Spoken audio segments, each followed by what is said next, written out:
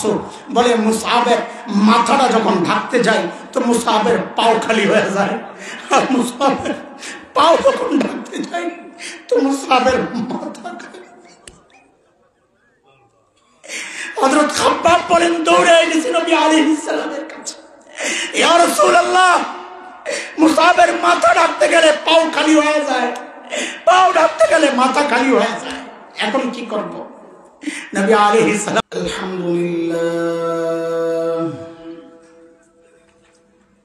আলহামদুলিল্লাহি ওয়া কাফা ওয়া সালামুন আলা ইবাদিহিল্লাযীনা ইসতাফা।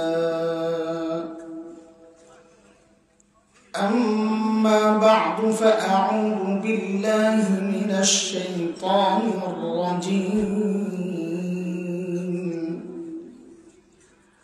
بسم الله الرحمن الرحيم.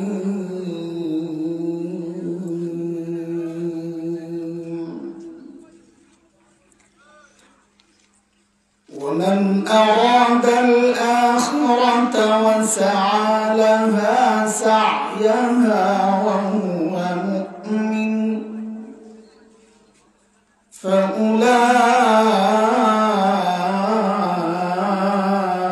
فأولئك كان سعيهم مشكورا. آمنت بالله صدق الله العلي العظيم.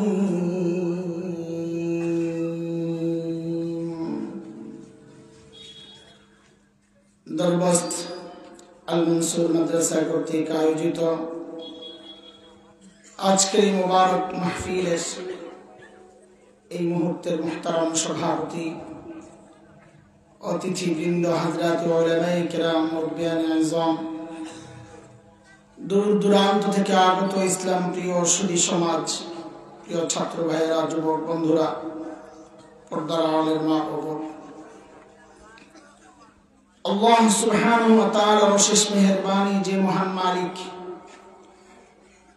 লাখো কোটি মানুষ থেকে বাছাই করে দ্বীনি এই মজলিসে আমাকে আপনাকে আসার বসার, কিছু কথা বলা ও শোনার তৌফিক দান করেছে, সেজন্য মহান রবের শুকরিয়া আদায় করি। জবান খুলে প্রাণ খুলে কালিমাতুশ শুকর উচ্চারণ করি, আলহামদুলিল্লাহ। যে কোনো কারণেই হোক আমাদের সময়টা একটু কমে গেছে, যাওয়ার যে গাড়ির টাইম ছিল সেটা আধা ঘন্টা আগায় গেছে হঠাৎ করে, সেজন্য সময় একদম কমে গেছে।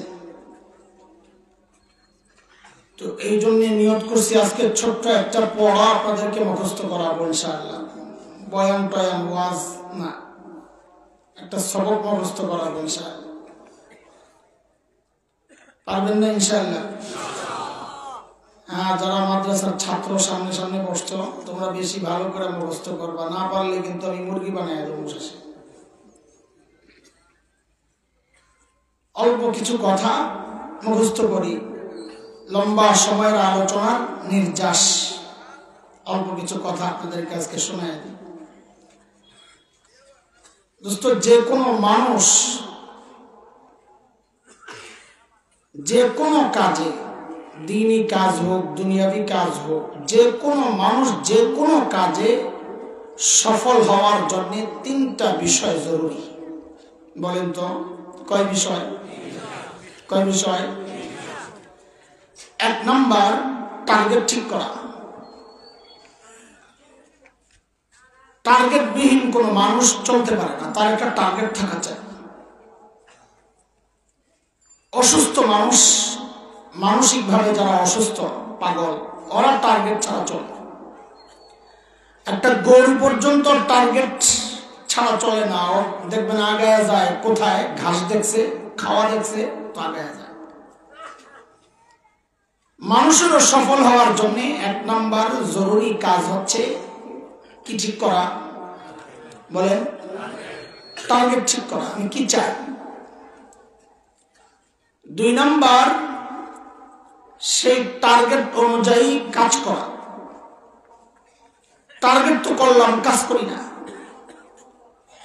হাকিমুল উম্মত মুজাদ্দিদ মিল্লাত হযরত মাওলানা আশরাফ আলী থানভী রাহমাতুল্লাহি আলাইহির কাছে এক লোক আসছে, হুজুর আমার বাচ্চা হয় না, একটু আমার লাগি দোয়া করেন।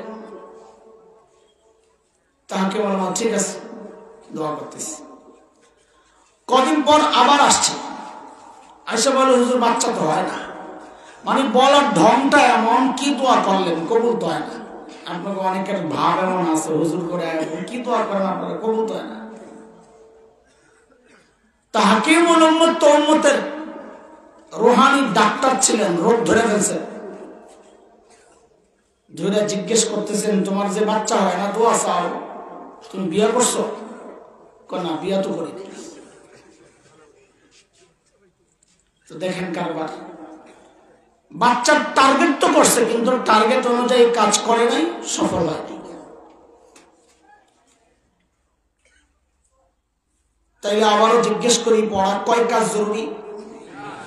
1 নাম্বার টার্গেট ঠিক করা, 2 নাম্বার টার্গেট অনুযায়ী কাজ করা, 3 নাম্বার সে কাজটা আন্দাজি করলে হবে না, নিয়ম মাইনা করতে হবে। যাবেন ঢাকা, গাড়িতে উঠছেন জাফলংয়ের দিকে, তাহলে জিন্দেগিতে ঢাকা যাওয়া যাবে না। এই কথাটাই আল্লাহ তাআলা, আমি যে আয়াতটা পড়েছি সূরা বনী ইসরাঈল 19 নম্বর আয়াত, এই আয়াতে আল্লাহ তাআলার মতো করে বলেছেন। আল্লাহ কি বলেন? ওয়ামান আরাদাল আখিরাহ وسعى لها سعيها وهو مؤمن فأولئك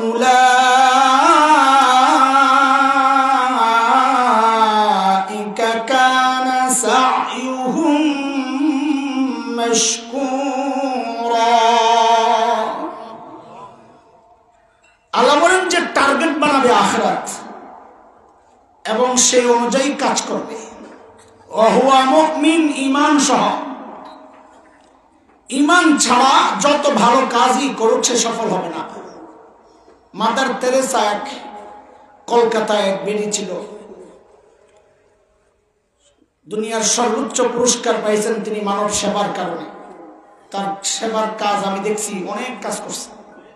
খ্রিস্টান, কি ছিল? খ্রিস্টান। এত খেদমত, মানুষের সেবা করছে, বলেন সে জান্নাতি না জাহান্নামী? কেন? শর্ত পুরা করে নাই, ওহুয়া মুমিন পাওয়া যায় না, ঈমান ছিল না। আল্লাহ বলেন এই 3 কাজ যদি তোমার মধ্যে পাওয়া যায়, টার্গেট ঠিক, টার্গেট অনুযায়ী কাজ করো আর নিয়ম মেনে করো, তা আল্লাহ বলেন ফাউলাইকা কানা সাইয়ুহুম মাশকুরা, ওই বান্দার চেষ্টা প্রচেষ্টা আমি বিফলে যেতে দেব না, আমি আল্লাহ তার বিনিময় তাকে দিয়েই দিব। বলেন সফলতার জন্য কয় কাজ জরুরি? বলেন সবাই। আমরা যে দুনিয়ায় প্রতিনিয়ত ব্যর্থ হই, আল্লাহ না করুন যদি আখিরাতেও ব্যর্থ হই, কোন কারণে হবে? কারণ এই একটা, সেটা হচ্ছে আমাদের এই 3টা কাজ ঠিকঠাক মতো হচ্ছে না। দুনিয়ায় ব্যর্থ হলেও দেখবেন এই সমস্যা এই 3 জায়গায়। আল্লাহ না করে আখিরাতে ব্যর্থ হলেও দেখবেন সমস্যা ছিল এই 3 জায়গায়। টার্গেট ঠিক করতে পারি নাই, অথবা করছি টার্গেট অনুযায়ী কাজ করি নাই, অথবা কাজ করেছি নিয়ম মেনে করি নাই। যেখানে 3টা বিষয় আমাদের জন্য জরুরি, সেখানে আমরা কি করছি? উল্টা কাজ করছি।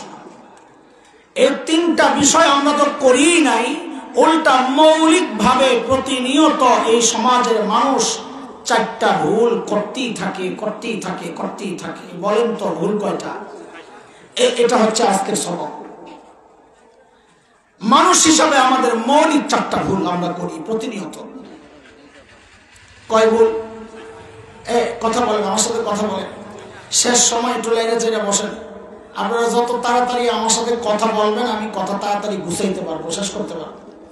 আপনারা কথা না বললে আমি তো বুঝবো আপনারা বুঝতেছেন না, তা আবার বলবো তো সময় নষ্ট হবে।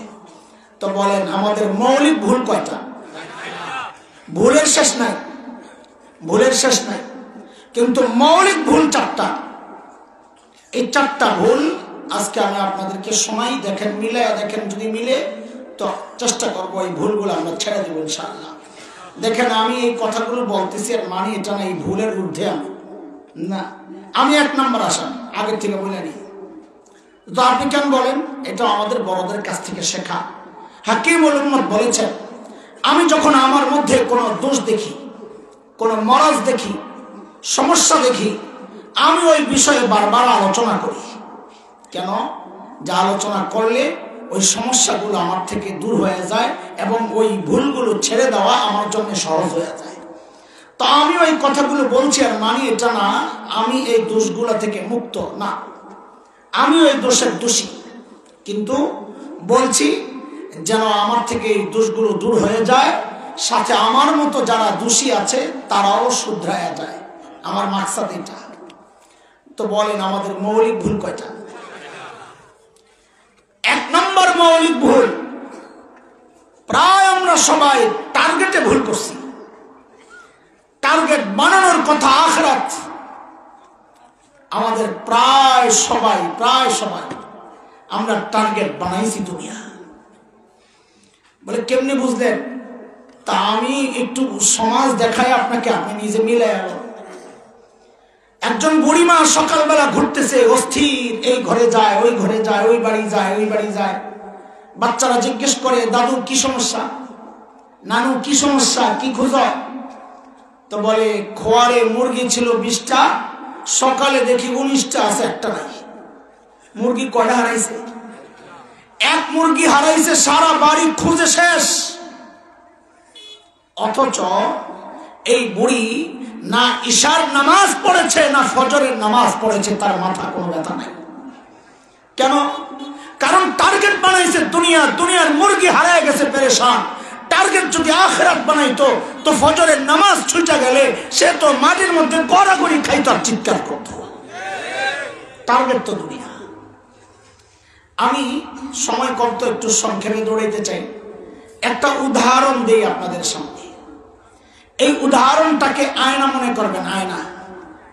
যেন আমি আপনাদের সামনে একটা আয়না রাখছি, উদাহরণটাকে আয়না বানায়া নিজের চেহারা মিলান।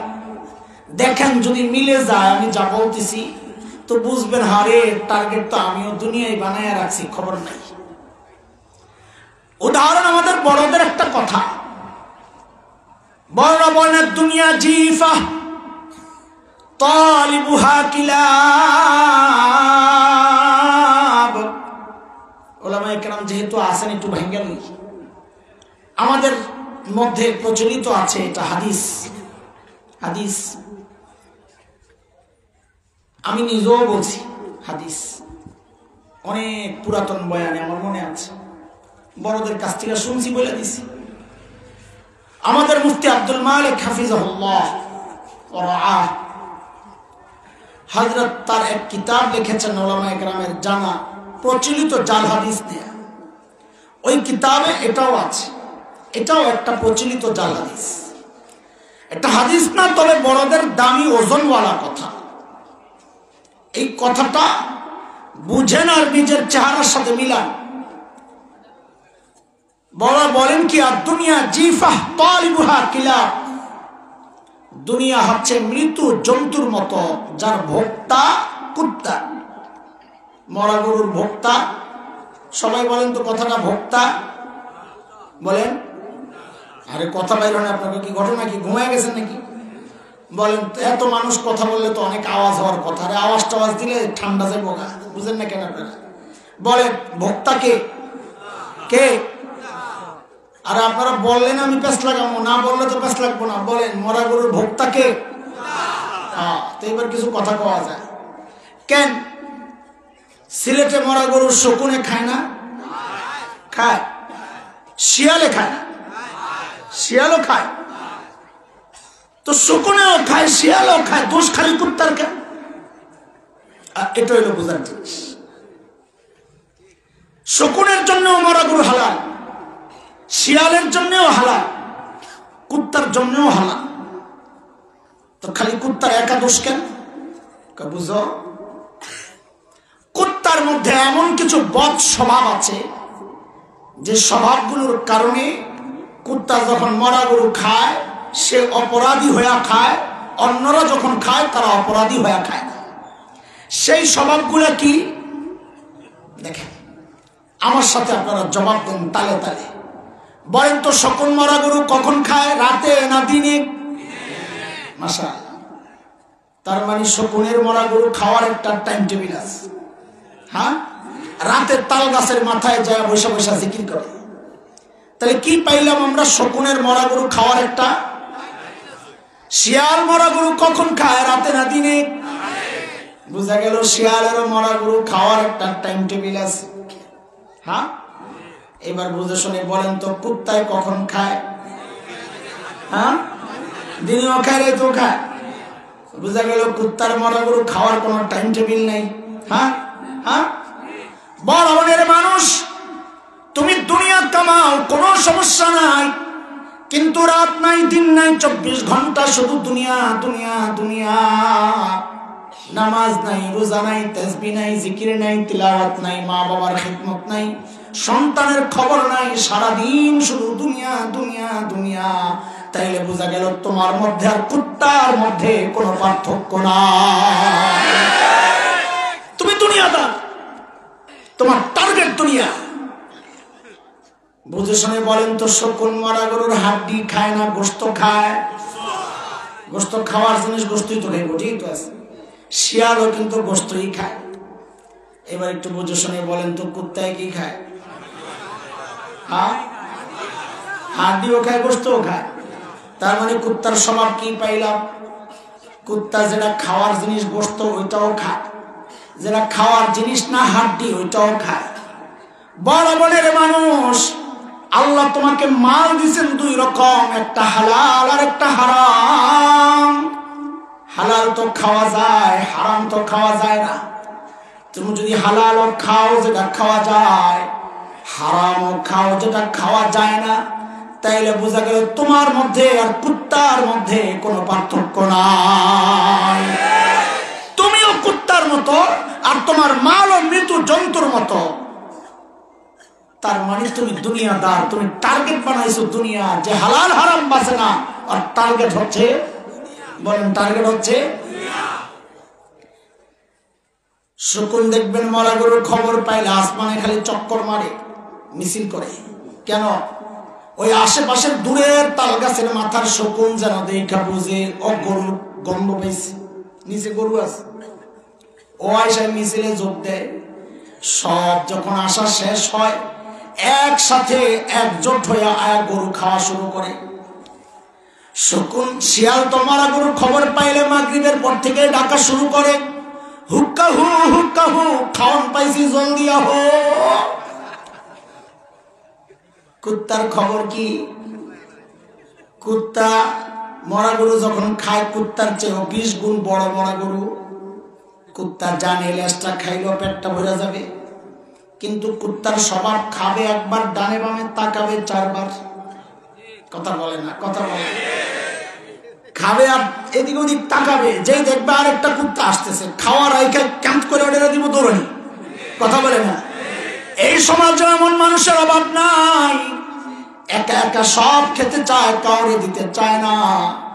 বাবা মারা গেছেন, বড় ভাইয়ের কাছে বাবার রেখে যাওয়া সম্পদ, বোন আসছে, ও ভাই আমার অংশ আমারে বুঝা দে। এমন জালেম বড় ভাই আছে কি নাই যে বোন রে দেয় দৌড়ানি? আছে না নাই? ছোট ভাই রে দেয় দৌড়ানি, আছে না নাই? একা একা সব খেতে চায়, কাউরে ভাগ দিতে চায় না। সরকার টাকা দেয় রাস্তা বানানোর লেগা, খায় আমাইরা বিদেশ যায় বাড়ি বানায়, এমন কুত্তা আছে না নাই? কথা কয়, আরো জোরে কথা কয়, আছে না নাই? যার স্বভাব এইরকম, একা ভোগ করতে চায়, কাউকে দিতে চায় না, বুঝতে হবে তার সাথে আর কুত্তার সাথে কোনো পার্থক্য নাই। এই যে একটা আয়না দিলাম না, এবার নিজের চেহারার লগে দেখেন, মিলান, এর মধ্যে দেখেন আপনার চেহারা আসেনি। প্রথম কি বলছি? দুনিয়া কামানোর সময় কোনো টাইম টেবিল নাই, ইবাদতের খবর নাই, সারাদিন খালি দুনিয়া দুনিয়া করে যারা, বুঝতে হবে তার টার্গেট দুনিয়া। বুঝে আসছে না কথা? মিলান, দেখেন হারাম হালাল বাঁচে কিনা। যদি হালাল হারাম না বাঁচে, বুঝতে হবে আর টার্গেট বানাইছে দুনিয়া। কথা কর, হ্যাঁ বুঝতেছেন কথা? যদি দেখেন একাই সব ভোগ করতে চায়, কাউকে দিতে চায় না, নিজেরটা বুঝে 16 আনা, অপরেরটা বুঝতে চায় না। তো বুঝতে হবে ওর টার্গেট দুনিয়া, অসফল হতে পারবে না আখিরাতে, কোনো সন্দেহ নাই। বলেন আমাদের মৌলিক ভুল কয়টা? বলেন তাড়াতাড়ি বলেন। হ্যাঁ, তাড়াতাড়ি করতেছে, এখানে আরো অনেক কথা ছিল, ইচ্ছা করে রেখে দিছি, বাদ দেন। চলেন, মৌলিক ভুল কয়টা? 1 নাম্বার মৌলিক ভুল, টার্গেট করছি আমরা প্রায় সবাই কি কি বলেন, কি টার্গেট করছি? দুনিয়া। 2 নাম্বার মৌলিক ভুল মেহনতের ভুল। এটা খুব ভালো করে বোঝা দরকার আমাদের, বিশেষ করে অভিভাবক যারা, বাবা মা গার্ডিয়ান যারা, তাদের ভালো করে শোনা দরকার। প্রথমটা ছিল টার্গেটের ভুল, 2 নাম্বার হচ্ছে মেহনতের ভুল। বলে মেহনতের ভুল মানে, বলে মেহনতের ভুল মানে মেহনত করা দরকার ছিল রূহের মধ্যে, কিন্তু আমরা প্রায় সবাই মেহনত করে যাচ্ছি মাথায় মাথায়, ব্রেনে ব্রেনে, স্কিল ডেভেলপমেন্টের নামে সন্তানকে এটা শিখাই, ওইটা শিখাই, ওইটা শিখাই, ঘোড়ার ডিমের কত কিছু শিখাই। এখন ব্যাঙ্গের নাচও শিখানো শুরু করছি, কিন্তু কোরআন শিখাই না, দিন শিখাই না। সন্তানের হাতটা ধইরা একজন আল্লাহওয়ালার কাছে নিয়ে বলি না, হুজুর ওর দিলটা নষ্ট হয়ে গেছে, ওরে একটু বুঝায়া দেন, এগুলা করি না। ওই আরো কত শিক্ষিত বানানো যায়, ইঞ্জিনিয়ার, ডাক্তার, কম্পিউটার, এইটা ওইটা, আরে বাপ রে বাপ, দুনিয়ার যা আছে সব শিখায়। এখন খালি ব্যাঙ্গের নাচটা বাকি আছে, এটাও শিখানো শুরু করছে। আলুর ভর্তা বানান শিখায়, আরে কি কি বানান হবে যাবে সব শিখায়, কিন্তু কোরআন শিখায় না। ফলাফল ফলাফল ফলাফলটা শুনেন, ফলাফল হচ্ছে, এটা মনে রেখে, এই মৌলিক ভুলের কারণে দুনিয়ার সব সমস্যা, দুনিয়ার সব সমস্যা। মেহনত যদি রূহে হইতো, দুনিয়ায় এত অপরাধ থাকতো না। শরিয়া আইন যদি জারি থাকতো দেশে, দুনিয়ায় এত অপরাধ থাকতো না। আমরা চ্যালেঞ্জ করে বলছি, আজকে ওই দুদক করেন, ওই মন্ত্রণালয়, র্যাব, পুলিশ, একটা জবাব দেন আমাকে, আমাকে ছোট্ট করে একটা জবাব দেন আপনারা। 20 বছর আগে বাংলাদেশে যে অপরাধ প্রবণতা ছিল, 20 বছর আগে, এখন বেশি না কম? হ্যাঁ, বুঝা জবাব দিয়ে, বেশি না কম? আচ্ছা, এই এক কথা বের করলাম। এখন অপরাধ দমনের যে ব্যবস্থা, বাহিনী, অস্ত্র, প্রযুক্তি, কত ঘোড়ার ডিমের কত কিছু, কত গোয়েন্দা সংস্থা, আরে বাপ রে বাপ, 20 বছর আগের চেয়ে এখন বেশি না কম? এখন বেশি। তাহলে দুইটারে দুই পাশে দাঁড় করান। একদিকে অপরাধ দমনের ব্যবস্থা 20 বছরের পরে এখন অনেক বেশি, আর অপরাধ হইল 20 বছর আগের চেয়ে এখন অনেক কেমন হয়ে গেল, উল্টা হয়ে গেল। খেয়াল করেন, উল্টা হয়ে গেল। অপরাধ দমনের ব্যবস্থা যেহেতু বাড়ছে, তো দাবি হচ্ছে যদি এই ব্যবস্থাপনা মানুষকে অপরাধ থেকে আটকাইতে পারত, তো দাবি হচ্ছে যেহেতু অপরাধ দমনের ব্যবস্থাপনা বাড়ছে, তাহলে তো সমাজে অপরাধ কমার কথা। কমছে না। কেন কমছে না? মেহনতের ভুল। যেই জায়গায় মেহনত করতেছে, ওই লাঠি অস্ত্র আর ওই বাহিনী দিয়ে অপরাধ দমন হবে না। অপরাধ দমন হবে যখন মানুষের দিলের মধ্যে আল্লাহর ভয় ঢুকায়া দেওয়া যাবে। চিল্লায় প্রমাণ, আমার এই কথার প্রমাণ কি? সমাজ বাস্তবতায় আমি একটা প্রমাণ দিব ইনশাআল্লাহ, আর আরেকটা প্রমাণ কোরআন দিয়েই দিয়ে যান। কোরআনের একটা আয়াত দিয়ে বরকত। মানুষের অন্তরে আল্লাহর ভয় থাকলেই কেবল মানুষ অপরাধ থেকে বিরত থাকে। হাবিল কাবিলের নাম শুনছেন? হযরত নূহ আলাইহিস সালামের ছেলে, মাশাআল্লাহ, জানেন, দেখা যায় এক ভাই আরেক ভাইরে মারছে। কে কারে মারছে? কাবিলে হাবিলে মারছে। মাশাআল্লাহ, অনেক কিছু জানেন আপনারা, আলহামদুলিল্লাহ। সূরা মায়েদা 27 নম্বর আয়াতে আল্লাহ এই বিষয়গুলো এনেছেন। আমি একটু আয়াতটা পড়ে তারপরে বলতেছি। আল্লাহ বলেন, ওয়াতলু আলাইহিম নাবা বনি আদম বিল হক إذ قربا قربانا فتقبل من أحدهما ولم يتقبل من الآخر قال لأقتلنك قال إنما يتقبل الله من المتقين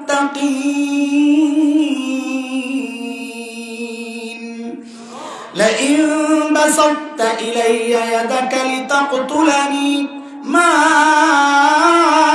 أنا بباسط يدي إليك لأقتلك إني أخاف الله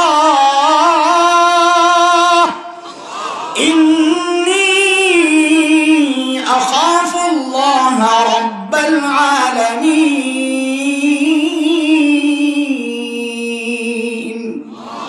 আমি পুরো আয়াতের তরজমা করতেছি না, একটু সংক্ষেপে বলি। কাবিল যখন বলল হাবিল তোরে মেরলাম, হাইরা গেছে। জালেমদের সব জালেমদের সিস্টেমে এটা, যখন হাইরা যায় তখন পেশি শক্তি দেখায়, খাইলাম মারলাম ধরলাম আছে না, কথা কর না না। দুনিয়া বর্তমানে সিস্টেম পাল্টে গেছে না, সিস্টেম ওইটা। কাবিল কইলে আখ তুলার না, তোর মেরলাম। হাবিল এখন কি বলতেছে এটা খেয়াল করো, বুঝার জিনিস। হাবিল বলে কি, আরে ভাই আমার কেন মারবি, তুমি গুনাহগার, তোমার কোরবানি আল্লাহ কবুল করে নাই, আমল আল্লাহ মুত্তাকিদের আমল কবুল করে, আমারটা করছে, আমার কি দোষ?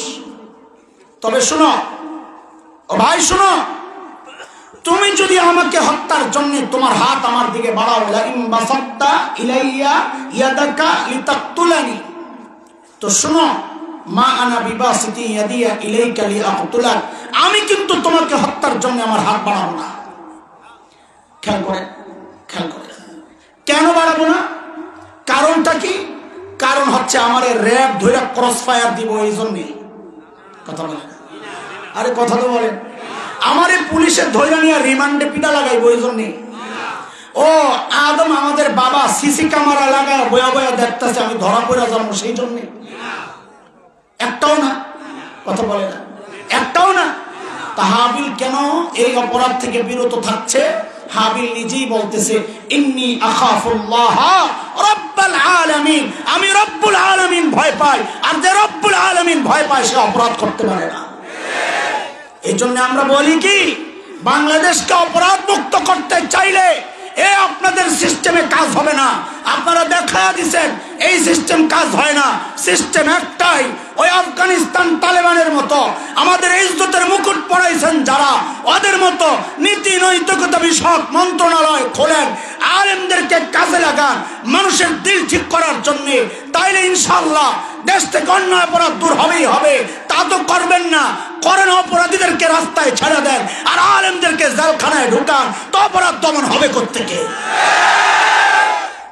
ছাড়েন আলেমদেরকে রাস্তায়, কাজ দেন, কাজ দেন, তারা মেহনত করুক। আমরা তো প্রস্তাব করতেছি জেলখানায় আমাদেরকে মাসে একবার পাঠানোর জন্য, আমরা যাই ওয়াজ করুন জেলখানায়। ওই মানুষগুলো অপরাধ করে গেছে অথবা নির্দোষ ষড়যন্ত্রের শিকার হয়ে গেছে, ওদেরকে যায় আমরা ওয়াজ করি। সপ্তাহে একদিন এক একজনকে পাঠাইয়া দেন, কারণ আমরা জানি এই শাস্তিতে সে আরো অভিজ্ঞ হইয়া বাইর হয়। অনেকে যায় চোর হইয়া বাইর হয়, ডাকাত হইয়া। কথা কন, কথা কন। আর আলেমদেরকে দিয়ে ওদের দিল ঠিক করার মেহনত যদি করা হয়, ও ঢুকবে চোর হইয়া, বাইর হবে মুত্তাকি হইয়া। কথা বলেছে, এটা হচ্ছে কোরআনের বাস্তবতা। একটা উদাহরণ দিলাম, এবার সমাজ বাস্তবতায় বুঝাই আপনাদেরকে। বলেন তো, ধর্ষণ একটা নরমাল অপরাধ না ভয়ঙ্কর অপরাধ? বলেন বলেন, কেমন ভয়ঙ্কর? আহা, মারাত্মক।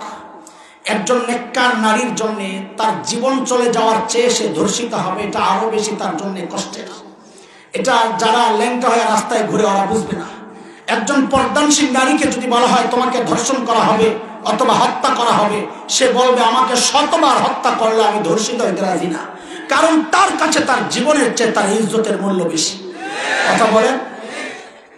আচ্ছা, এই সমস্ত ব্যবস্থাপনা যদি মানুষকে ধর্ষণের মতো অপরাধ দমনে কার্যকর হইত, তাহলে দুনিয়ায় সবচেয়ে বেশি, সবচেয়ে কম ধর্ষণের ঘটনা ঘটত ওই সমস্ত দেশে যারা যারা অস্ত্রে প্রযুক্তিতে সবচেয়ে আগায়া, তাদের দেশে ধর্ষণ সবচেয়ে কম হওয়ার কথা।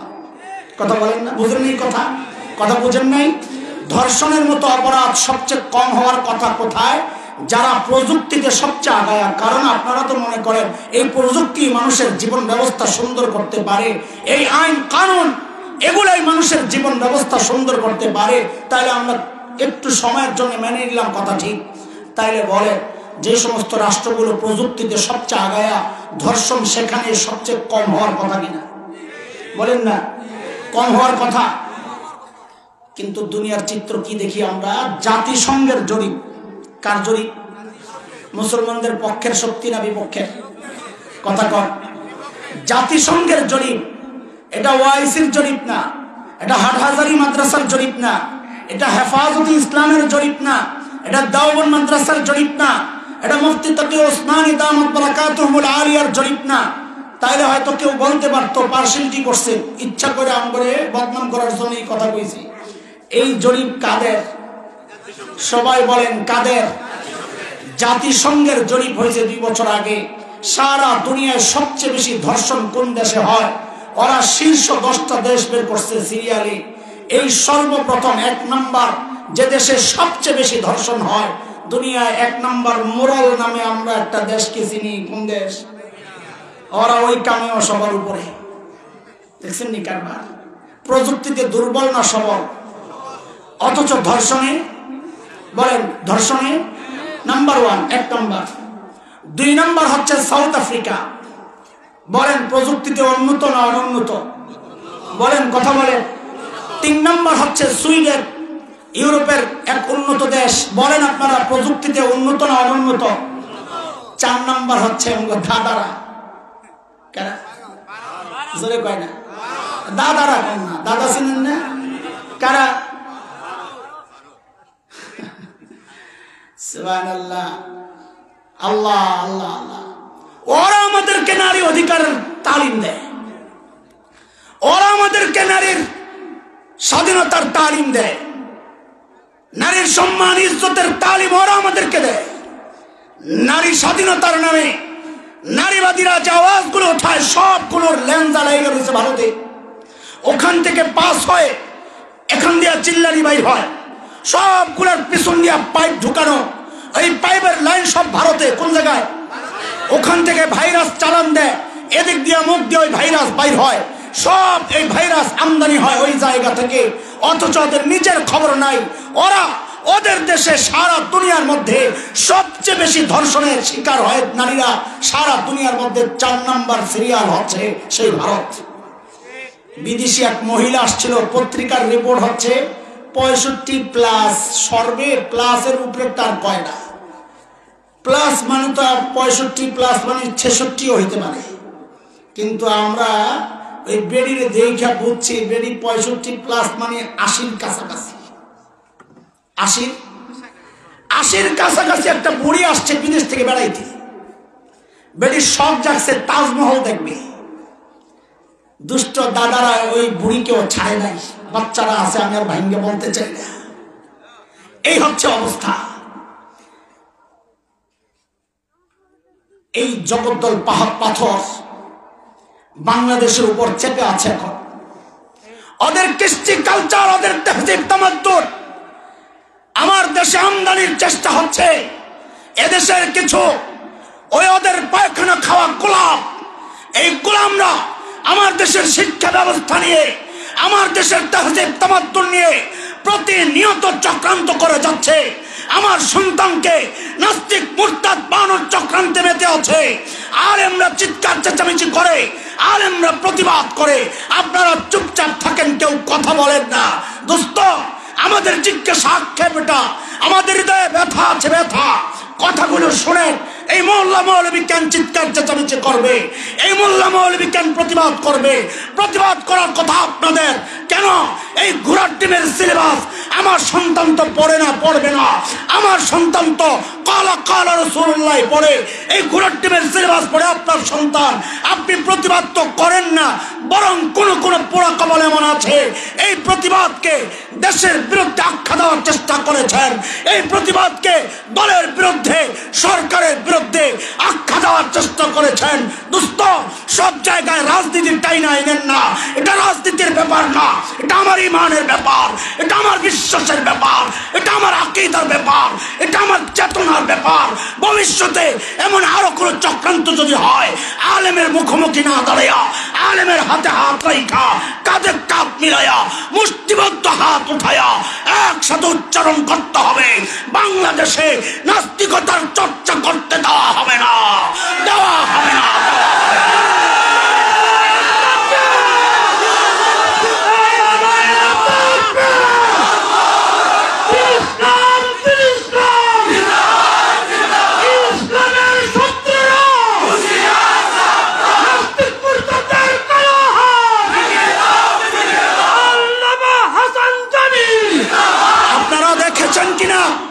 ইসলাম শিক্ষা ও নৈতিক শিক্ষা বইয়ের পেছনের মলাটে দুর্গার ছবি লাগায় দেওয়া হয়েছে। ওরা আমাদেরকে একটা মুখস্থ কথা জানায় দিছে, মিস্টেক হয়ে গেছে। এত বড় মিস্টেক কেমনে হয়? কত শত মানুষের হাত ঘুরে স্কুল পর্যন্ত ওই বইগুলো আসলো, এত বড় মিস্টেক কেমনে হইল? তোমরা আমাদেরকে টোকা দিয়ে দেখতে চাও না? আরে শোনো, টোকা দেওয়া লাগবে না, আমাদের ইতিহাস পড়ো। আমরা শাইখুল হিন্দের রুহানি সন্তান, আমাদের ধমনীতে শাইখুল হিন্দের রুহানি রক্ত। শাইখুল হিন্দ দিন বাঁচানোর জন্য, রাষ্ট্র বাঁচানোর জন্য রক্ত দিয়েছেন। শাইখুল হিন্দের রুহানি সন্তানরা মরে যায় নাই। যদি মানচিত্র আক্রান্ত হয়, যদি আমার দিন আক্রান্ত হয়, আল্লাহর কসম ৭১ দেশ মুক্তির জন্য একবার মুক্তিযুদ্ধ হয়েছে। ঈমান রক্ষায়, মানচিত্র রক্ষায় যদি আবারও যুদ্ধের প্রয়োজন হয়, আবারও যুদ্ধ হবে, আবারও যুদ্ধ হবে।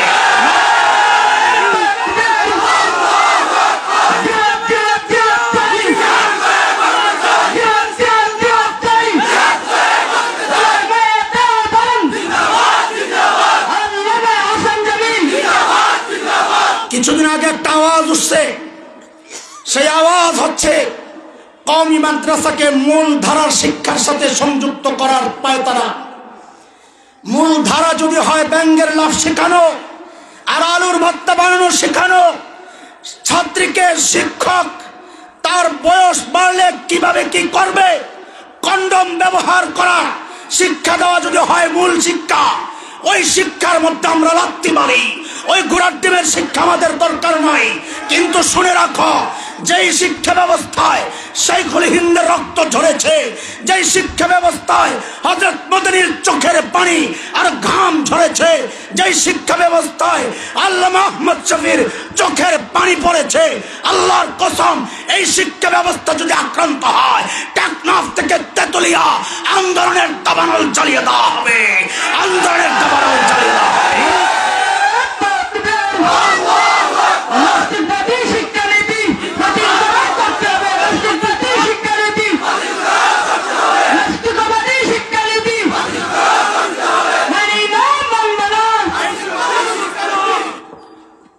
সব মানতে পারি, আমার সন্তান বেঈমান হবে, এটা আমরা বরদাস্ত করতে রাজি না। ঘোড়ার ডিমের রাষ্ট্র নিয়ে তোমরা থাকো, ক্ষমতার চেয়ার নিয়ে তোমরা থাকো, আমরা কাউকে ক্ষমতায় ওঠাইতেও চাই না, নামাইতেও চাই না, এটা আমাদের বিষয় না। আমরা শুধু চাই আল্লাহর জমিনে আল্লাহর দিন নিয়ে কোনো কুলাঙ্গার চক্রান্ত করতে পারবে না। আমরা শুধু চাই রক্তে কেনা এই স্বাধীনতা, এই মানচিত্রে কেউ খুবলে খাওয়ার চক্রান্ত করতে পারবে না।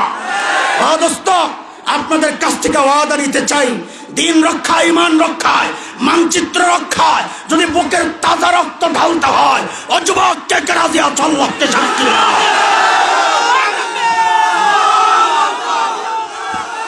আল্লাহ কবুল করেন, আমিন। বলছিলাম ১ নম্বর ধর্ষণের শীর্ষে রাষ্ট্র, ১ নম্বর মনে রাখছেন না? মাশাআল্লাহ। ২ নম্বর সাউথ আফ্রিকা, মাশাআল্লাহ। ৩ নম্বর সুইডেন, আরে মাশাআল্লাহ, ভালো ছাত্র দেখা যায়। ৪ নম্বর দাদারা, কারা? ওদের দাদারা, দাদা আনবো না, ওদের দাদারা। ৫ নম্বর হচ্ছে আরেক মোড়ল শয়তান, ব্রিটেন, কারা? ব্রিটেন।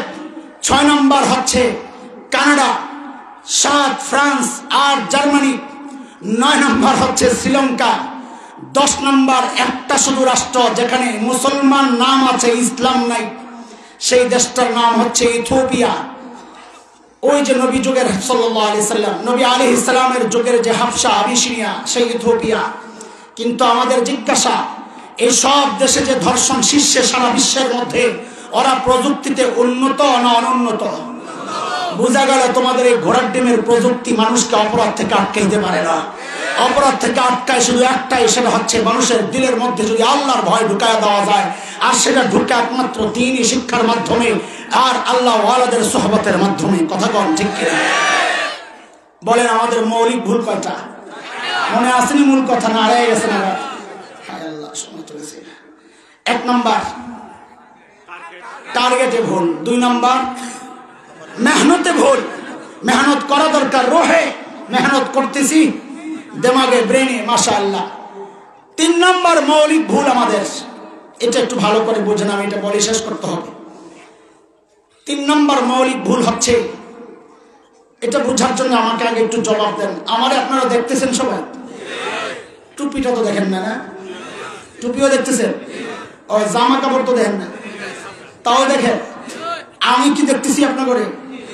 কানা হুজুর বসান নাই? ও তার মানে আমরা পরস্পরের বাহ্যিক অবস্থাগুলো দেখতেছি না? হ্যাঁ, কিন্তু আপনারা কি জানেন আজকে আমি কি আমল করছি? জানেন? আমি জানি, মানে আমরা আমাদের কারো আমলের খবর এটা জানেন কে? আল্লাহর হাবিব সাল্লাল্লাহু আলাইহি সাল্লাম এটাই বলেছেন, ইন্নাল্লাহা লা ইয়ানজুরু ইলা সুওয়ারিকুম ওয়া আমওয়ালিকুম ওয়ালাকিন ইয়ানজুরু ইলা কুলুবিকুম ওয়া আমালিকুম। ও মানুষ, আল্লাহ তাআলা তোমাদের সূরত দেখেন না, কার চেহারা কেমন, কার জামা কাপড় কেমন, কার মাল কেমন আছে, টাকা পয়সা কত, আল্লাহ এটা দেখেন না। আল্লাহ দেখেন তার কলবের হালত কি। শয়তানি আছে না? নেই? কলবের হালত কি আল্লাহ তা দেখেন। আল্লাহ দেখেন কার আমলের কি হালত। এই কথাটা সাহাবায়ে কেরামের দিলের মধ্যে এমন ভাবে গেঁথেছে, আল্লাহু আকবার। আমি ছোট্ট করে, আসলে সময় কম তো আমি তাড়াহুড়া করতেছি, ছোট্ট করে একটা উদাহরণ দিই ছোট্ট করে। আল্লাহর নবীর এক সাহাবী ছিলেন হযরত মুসআব ইবনে উমাইর রাদিয়াল্লাহু আনহু। নাম শুনছেন না? তাও শোনেন নাই? শুনছেন? বিরাট কোহলি তো শুনছেন না? কি বুঝলেও তো গেছি। আরে বিরাট কোহলির লগের ডাক ধোনির নাম তো শুনছেন না? হ্যাঁ, আরে মুসলমান সব এগুলা জানে, কিন্তু সাহাবী চিনে না। যাদের রক্তের পিচ্ছিল রাস্তায় দিন পাইছি, পোড়া কপাল, সাহাবী চিনে না। হাসো, আমাদের লজ্জা থাকা দরকার, লজ্জা থাকা দরকার। সাহাবী চিনি না যারা। হযরত মুসআব ইবনে উমাইর, যাকে বলা হতো ফাতা মক্কা, হিরো অফ মক্কা, হ্যাঁ, smart boy, model of Mecca, মক্কার যুবকদের আইডল, এত সুন্দর ছিলেন সুবহানাল্লাহ। শুনেন, 3টা বিষয়। একটা হচ্ছে বাহ্যিক সূরত সুন্দর, আরেকটা হচ্ছে ভেতরের সৌন্দর্য মানে রুচিবোধ উন্নত, আরেকটা হচ্ছে আর্থিক সচ্ছলতা। 3টাই একসাথে খুব কম হয়। টাকা পয়সা আছে, চেহারা বালা না, জামা কাপড় সুন্দর পরে কিন্তু হ্যারে বালা দেখা যায় না। আবার অনেকের রুচিবোধ খুব উন্নত।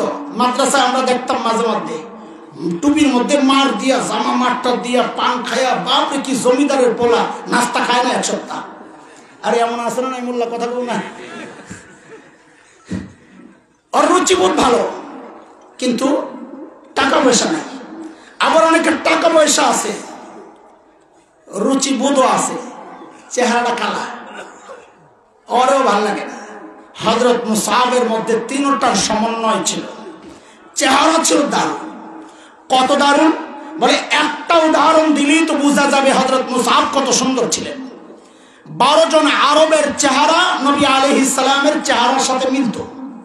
যেমন হযরত জাফর ইবনে আবি তালিবের চেহারা মিলত, আখলাকও মিলত। এই 12 জনের মধ্যে একজন হযরত মুসআব। হযরত মুসআবের চেহারাও নবী আলাইহিস সালামের সাথে কিছুটা মিলত। আরে মুসআব কত সুন্দর, বোঝার জন্য এতটুকুই যথেষ্ট যে মুসআবের চেহারা নবীর চেহারার সাথে মিলত। এটাই তো যথেষ্ট। টাকা পয়সাও ছিল, বাবা মার আদরে আহলাদের ছেলে মুসআব, চেহারাও সুন্দর, রুচিবোধও উন্নত। মুসআব আতিয়াবুল আরব, সবচেয়ে সুন্দর দামি সুগন্ধি ব্যবহার করে। যেই দিক দিয়ে হেঁটে যায় সুঘ্রাণে পুরো এলাকা মহমহ করে। কাপড় পরে সেরা কাপড়। ছেলেপেলেরা মুসআবের চলন বলন ফলো করে। মুসআব হচ্ছে ওদের মডেল। মুসআবের মতো জামা বানাইতে চায়, মুসআবের মতো চুল রাখতে চায়। মুসআব যেদিকে যায় সবাই তাকায় থাকে, আহারে কি সুন্দর মুসআব, সুবহানাল্লাহ। সেই মুসআব যখন ইসলাম কবুল করলেন, যেই কানে ঢুকলো আল্লাহ এগুলো দেখেন না। আল্লাহ দেখেন আমলের অবস্থা কি, কলবের অবস্থা কি। আহা, মুসআব সব ছাড়লেন, সব ছাড়লেন। ছাড়লেন তো ছাড়লেন, কেমন ছাড়ছেন একটা উদাহরণ শুনে। 12তম বর্ষ নবুয়তের, হিজরতের না। মদিনা থেকে সাহাবীরা যখন আয়েশা, সাহাবী মানে আসছে, আয়েশা মুসলমান হয়েছে। যাওয়ার সময় বলতেছেন, ইয়া রাসূলুল্লাহ, আমরা চলে যাচ্ছি, আমাদেরকে দ্বীন কে শিখাবে? আমাদের অন্যান্য ভাইদের কাছে দ্বীনের দাওয়াত কারা পৌঁছাবে? আমাদেরকে একজন শিক্ষক দেন। তো নবী আলাইহিস সালাম 2 জন সাহাবী দিয়েছেন।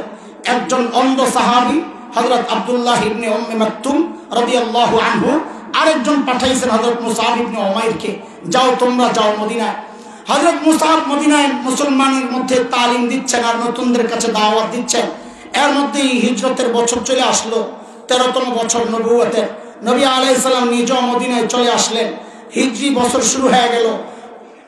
প্রথম বছর তো চুক্তি আশেপাশের এলাকার সাথে ভাবটাপ জমানো, এইভাবেই চলে গেল নবী আলাইহিস সালামের। আমি মাঝখানে খুব দৌড়াইতেছি। প্রথম বছর গেল, দ্বিতীয় বছর বদরের যুদ্ধ হইল, জানেন আপনারা। তৃতীয় বছর শাওয়াল মাস, ওহদের মাঠে কাফের মুসলমান মুখোমুখি। নবী আলাইহিস সালাম মুসলমানদের ঝান্ডা তুলে দিয়েছেন ওহদের মাঠে হযরত মুসআব ইবনে উমাইরের হাতে। লড়াই চলছে, প্রচন্ড লড়াই। মুসলমান জয়ী হয়ে গেছে মুসলমান। গনিমতের মাল তালাশ করতেছে, সংগ্রহ করতেছে। এর মধ্যে কাফেরদের 2 সেনাপতি হযরত খালিদ ইবনে ওয়ালিদ রাদিয়াল্লাহু আনহু, আরেক যুবক সেনাপতি হযরত ইকরামা ইবনে আবি জাহেল, তখন তো মুসলমান হন নাই। এই 2 জন ডান ডিভিশন এবং বাম ডিভিশনের নেতৃত্বে ছিলেন। হযরত খালিদ দেখলেন তার চৌকস নেতৃত্বের কারণে যে মুসলমান একটু এলোমেলো। আমি দোষ বলবো না, যেহেতু আল্লাহ মাফ করে দিয়েছেন, ওই আলোচনাও আনতে চাই না যে ওই যে তীর বাহিনী তারা ভুল করছে, আমি ওই আলোচনায় যেতে চাই না, কারণ আল্লাহ যাদেরকে মাফ করছেন আমি ওই নিয়ে কথা বলতে চাই না। আমি বলি হযরত খালিদ ইবনে ওয়ালিদের চৌকস নেতৃত্বের কারণে মুসলমান আবার পরাজয়ের মুখ দেখছে। হায়, এলো পাথারি, এমন মারামারি চলছে, কারো কারো হাতে তো মুসলমানই শহীদ হয়ে গেছে। হযরত হুযায়ফা ইবনুল ইয়ামান রাদিয়াল্লাহু আনহুর বাবা ইয়ামান রাদিয়াল্লাহু আনহু মুসলমানদের হাতে শাহাদাত বরণ করছেন। হযরত হুযায়ফা চিৎকার করতেছিলেন, আরে আমার বাবা ইয়ামান, আমার বাবা মুসলমান। কে কার কথা শুনে? এলো পাথারে কোপাকুপি চলছে, মুসলমানদের লাশ আর লাশ। মুসলমান পরাজিত হয়ে গেছে। আরে লাশ আর লাশ, এত লাশ মুসলমান কোনোদিন দেখে নাই। এই নবুয়তের শুরু থেকে আজকে প্রায় 16 বছরের মাথা। এই 16 বছরের মধ্যে এত লাশ একসাথে থাক দূরের কথা, সব ইতিহাস মিলায়ও তো এই 70টা লাশ পাওয়া যায় নাই। 70টা লাশ ময়দানে ছড়ায়া ছিটায়া, তাও বড় বড় সাহাবায়ে কেরাম।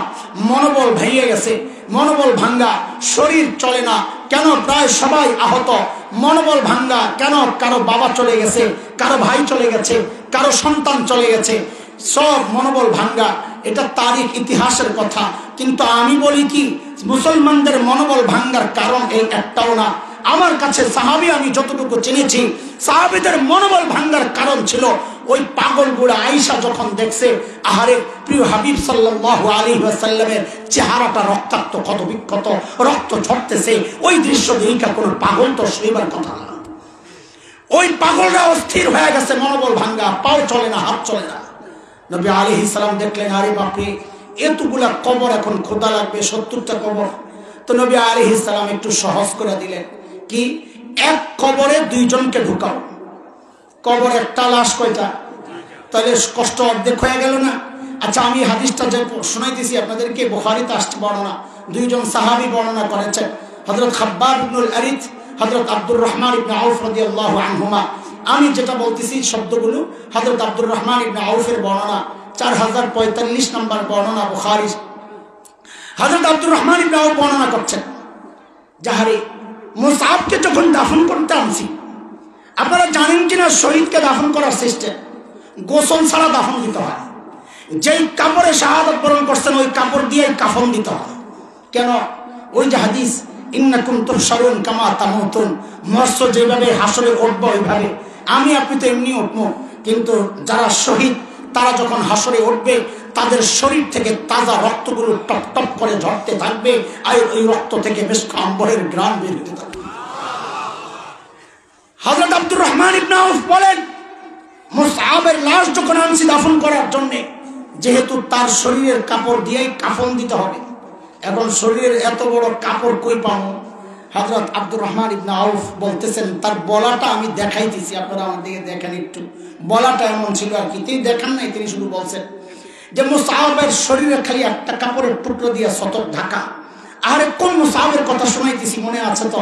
হিরো অফ মক্কা, যিনি সবচেয়ে স্টাইলিশ পোশাকে সজ্জিত থাকতেন, সবচাইতে ফ্যাশনেবল পোশাকে সেজে গুজে থাকতেন, সেই মুসআবের কথা শোনাচ্ছি। মৌলিক ভুলগুলো আমরা কোথায় করি দেখেন। সাহাবায়ে কেরাম যখনই জানছেন এই পোশাকের কোনো দাম নাই, এই সুন্দর চেহারার কোনো দাম নাই, দাম আমলের, দাম কলবের, কলব সুন্দর তো সব সুন্দর।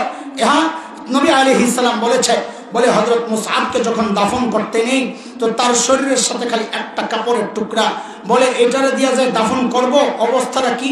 হযরত আব্দুর রহমান ইবনে আউফ বলেন, ইন গুত্তিয়া বিহা রাসু বাদাত রিজলা ওয়া ইন গুত্তিয়া বিহা রিজলা বাদা রাসু।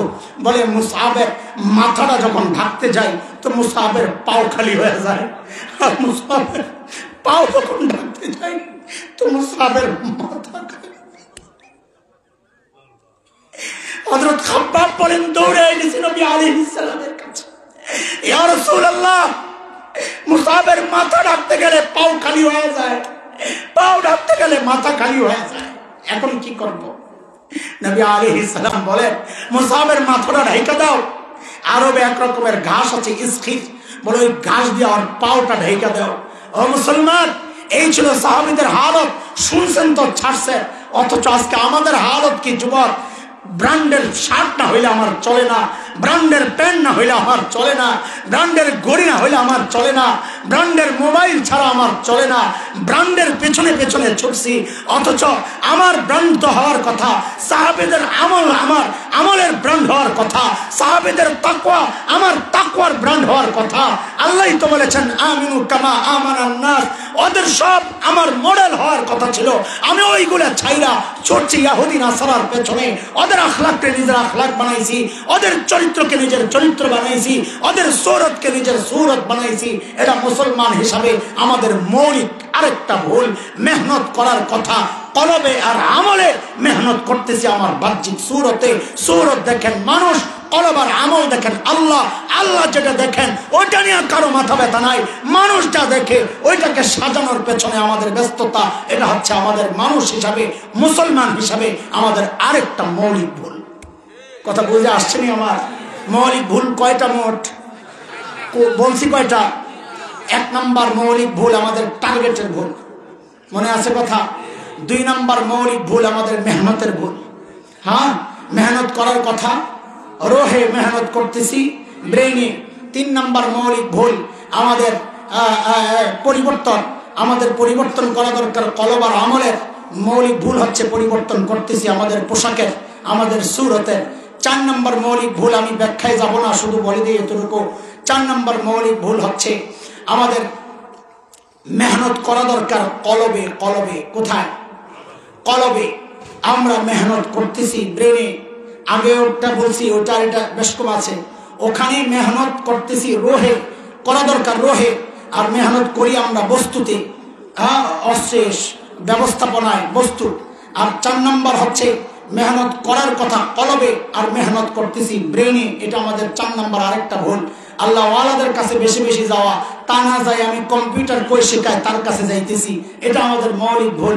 আল্লাহ ওয়ালাদের কাছে বেশি বেশি যাওয়া, তা না যাইয়া আমি ওই মোবাইল কোন জায়গায় ভালো পাওয়া যায় ওখানে ঘুরতেছি, ইংরেজিকে ভালো শেখায় ওখানে ঘুরতেছি, ড্রাইভিংকে ভালো শেখায় ওখানে ঘুরতেছি। এটা আমাদের মৌলিক আরেকটা ভুল।